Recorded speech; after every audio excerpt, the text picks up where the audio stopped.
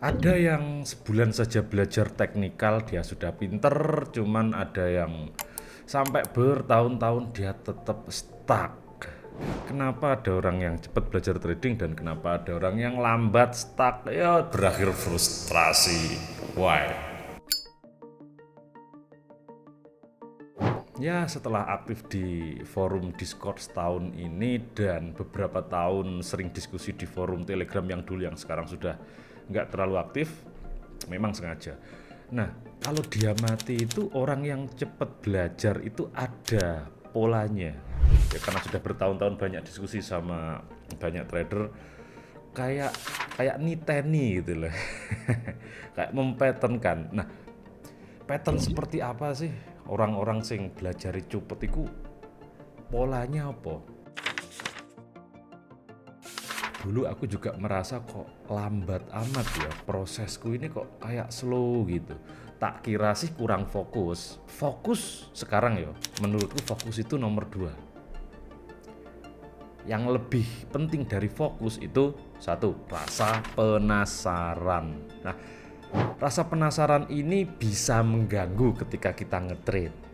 Cuman ini akan jadi booster ketika kita mau belajar technical trading. Energi penasaran ini loh. Energi penasaran inilah yang membuat kita bisa fokus. Kalian pernah nggak punya hobi contoh musik atau olahraga gitu. Fokus kita, rasa, desire kita, obsesi kita ke situ sampai koyok nggak bisa berhenti mikirin itu. Itu dia, ada apinya, ada semangatnya untuk ngeksplor. Kalau di awal itu kita hanya coba-coba, nggak ada apinya untuk apa ini nih. Ayo kita eksplor mendalam. Tanpa itu di awal kita nggak akan fokus, sulit fokus. Kalaupun bisa ya dibisa-bisakan. Kita merasakan struggle. Ada api, ada fokus. Ingat ketika kalian dulu cinta monyet dulu itu, ingat, obsesinya itu loh. Yes, that one. Obsesi. Swear, obsesi. Semua hampir semua trader, aku ketemu banyak trader price action, di awal mereka pasti punya obsesi for that. Pasti punya obsesi sing kalau kita ngobrolin bidang itu antusiasme itu keluar kan loh. Jadi nggak kayak letoy kayak ya oke, support resistance sambil tidur. No, no. Mereka antusias. Obsesinya, apinya. Wow, punya kalian itu? Kalau nggak punya, mungkin kalian perlu belajar yang lain, I think. Yang kedua, berani bertanya. Nah, ketika forum ada Zoom meeting, Discord, forum diskusi itu, tanya swear, tanya tanya Jangan malu bertanya. Jangan sampai kemaluan kita menutupi potensi kita. Kemaluan kita menutupi potensi kita. Jangan sampai dia mencegah kita nge-unleash potensi kita. Swear. Just tanya. Merasa nggak capable, aku kalau tanya gini aku dengar no nggak. Saat open discussion kalian monggo, kalian potong aku nggak bobo, kalian potong pembicara aku nggak bobo ketika Zoom, nggak bobo, keluarkan apinya ketika bertanya, nggak bobo. Bahkan hal dasar sekalipun tentang apa itu candlestick, tanya namanya aja forum diskusi dua arah kan di Discord kan, nggak bobo.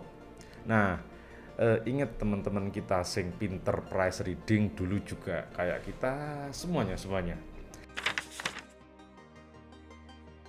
Nah Pak, kalau nggak ada jawab Pak, atau nggak dijawab Pak, tanyakan lagi teman-teman. Nggak dijawab, oke, bombardir dengan pertanyaan sampai kejawab. Ingat, trading kita, tanggung jawab kita, nggak ada seseorang pun di luar diri kita yang mampu nge-improve trading kita kecuali diri kita sendiri. Swear, trading kita tanggung jawab kita.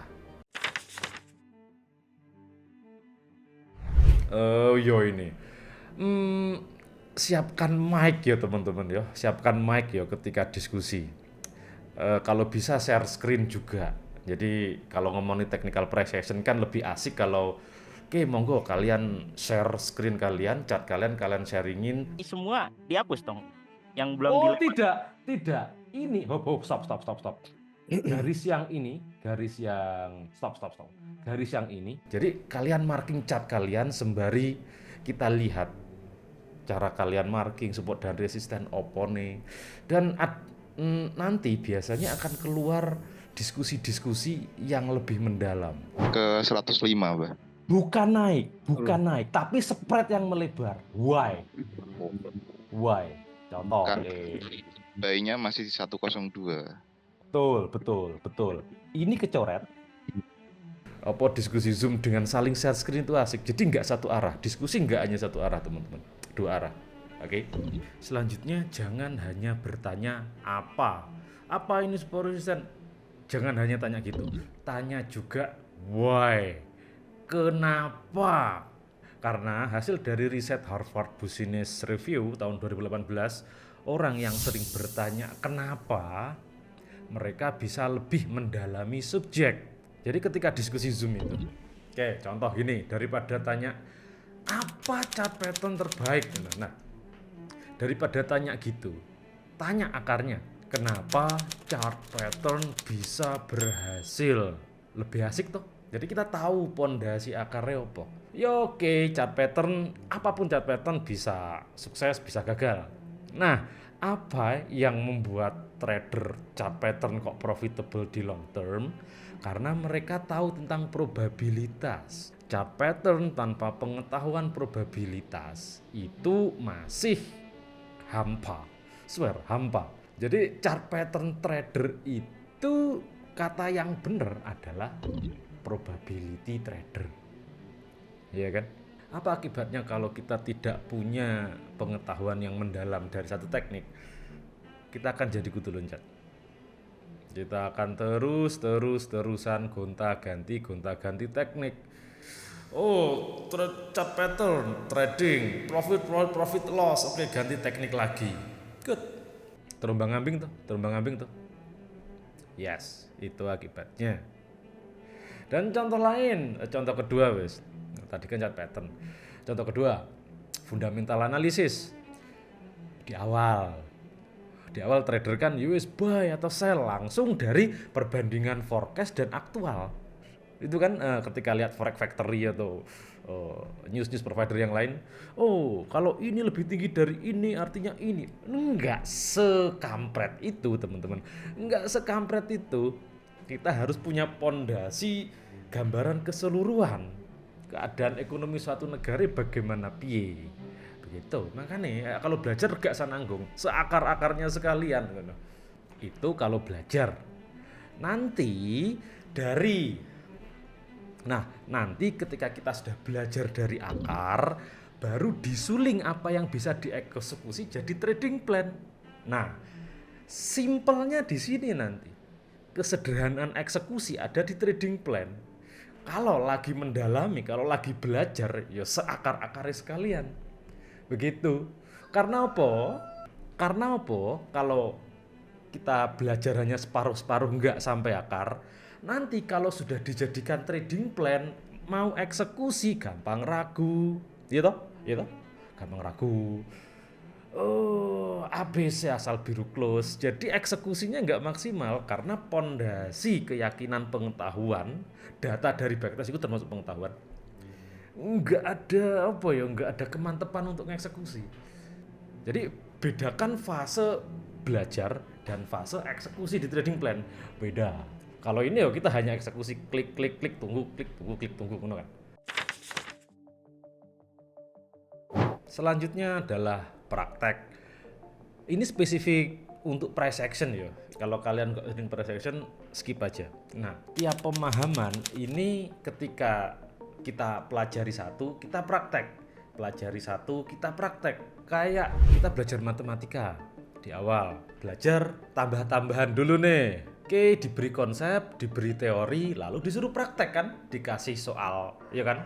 Dikasih assessment gitu. Maksudku praktek di sini bukan trading akun real ya. Kalau teknikal, tapi lebih ke lihat di chart, marking itu chartnya, screenshot, diskusikan ke grup, diskusikan. Nah, dan ini juga ketika kita praktek, ketika baca satu konsep kita langsung praktek. Saat praktek itu pasti kita ketemu kasus-kasus yang nggak ada di teori basic di awal tadi. Nah, dari situ kita bisa memperdalam pengetahuan kita seperti apa. Belajar satu-satu dulu. Maksudnya belajar per konsep. Jangan lompat-lompat teman-teman. Aku tahu kalian ingin cepet memakan semua materi, kan? Makan semua. Wah, itu kalau bisa satu perpus itu dimakan sehari. Sorry teman-teman, cara kayak gitu nggak efektif. Otak kita tidak didesain secepat itu untuk memproses data sebanyak itu. Ya, santai aja. Dibanding kalian bingung. Iya kan? Dibanding kalian bangun, konsep ini. Nah, yang masuk forum diskusi kan pengetahuan di tradingnya dan pengalamannya nggak mungkin sama lah ya. Ada orang yang sudah tahu sudah lama atau ada orang yang baru. Kita nggak bisa berlomba-lomba untuk, aku harus lebih paham. Nggak bisa. Flow saja, fokus pada pemahaman diri sendiri. Nggak perlu membanding-bandingkan. Swear, orang startnya nggak sama. Ada orang yang 5 tahun trading, nimbrung ke diskusi. Tentu pemahamannya pasti jauh lebih beda sama orang-orang yang baru kemarin sore belajar. So take your time, santai saja, market akan selalu ada. Pokok nggak kiamat ya. Oke, yang terakhir, ini yang powerful. Feynman Method. Jadi metode belajar Richard Feynman, dan metode ini termasuk jadi tradisi trader price action sejak dulu. Metode ini simple. Kita akan jadi lebih paham jika kita berhasil mengajari orang lain. Oke, stay with me. Jadi coba, jadi kan di forum diskusi itu jika ada yang belum tahu bertanya konsep basic ya, coba kalian bales dia. Kalian berusaha menjawab pertanyaannya. Dengan begitu kita bisa menguji pemahaman kita. Nah, kalau kita tidak bisa, belum mampu untuk menjawab apa yang dia tanyakan, berarti kita juga miss di bagian situ. Dan kita tahu apa missing link pengetahuan kita itu apa. Istilahnya learning by teaching. Jadi diskusi. Kalian punya pengalaman apa? Kalian jawab ke mereka. Kalian punya pengalaman apa? Kalian jawab ke mereka. Nah, ini yang tidak ada di forum-forum diskusi dengan teknik yang campur. Contoh Leo. Jadi ada mungkin ada forum diskusi yang ini pakai ini pakai teknik ini. Nah, kalau diskusi terkadang nggak nyambung dari berbagai macam sudut pandang dijadiin satu. Rata-rata juga nggak work, malah bingung karena dijawab dari berbagai macam sudut pandang. Nah, kalau ada satu forum price action, kita somehow punya pemahaman dengan basic yang kurang lebih sama. Jadi simpel gini, kita akan sangat terbantu dengan membantu orang lain.